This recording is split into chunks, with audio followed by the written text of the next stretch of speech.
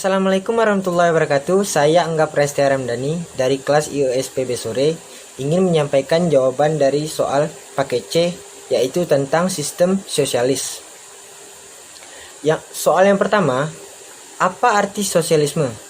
Sosialisme adalah serangkaian sistem ekonomis dan sosial yang ditandai dengan kepemilikan sosial atas alat-alat produksi dan manajemen pendiri pekerja, serta teori-teori dan gerakan politik yang terkait dengannya. Soal yang kedua, apakah setelah diterapkannya sistem sosialis tidak ada lagi kesenjangan sosial? Jelaskan jawaban saudara.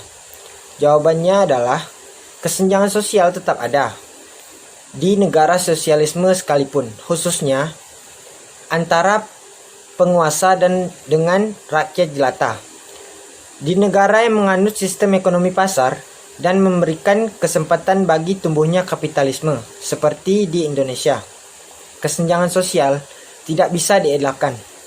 Soal yang ketiga, bagaimana mengatasi kelemahan-kelemahan yang terjadi pada sistem sosialisme? Mengatasinya dengan cara perlu adanya campur tangan oknum pemerintah yang menjalankan pemerintahannya sesuai dengan wewenangnya, sehingga kelemahan-kelemahan tersebut bisa hilang sedikit demi sedikit.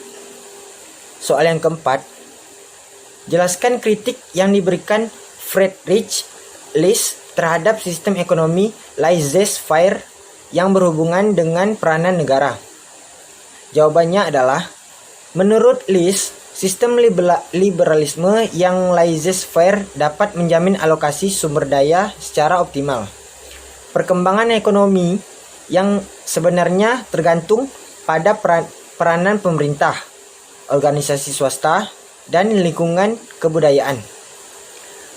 Perkembangan ekonomi hanya akan terjadi jika dalam masyarakat ada kebebasan dalam organisasi politik dan kebebasan perorangan. List juga menegaskan bahwa negara dan pemerintah harus melindungi kepentingan golongan lemah di antara masyarakat.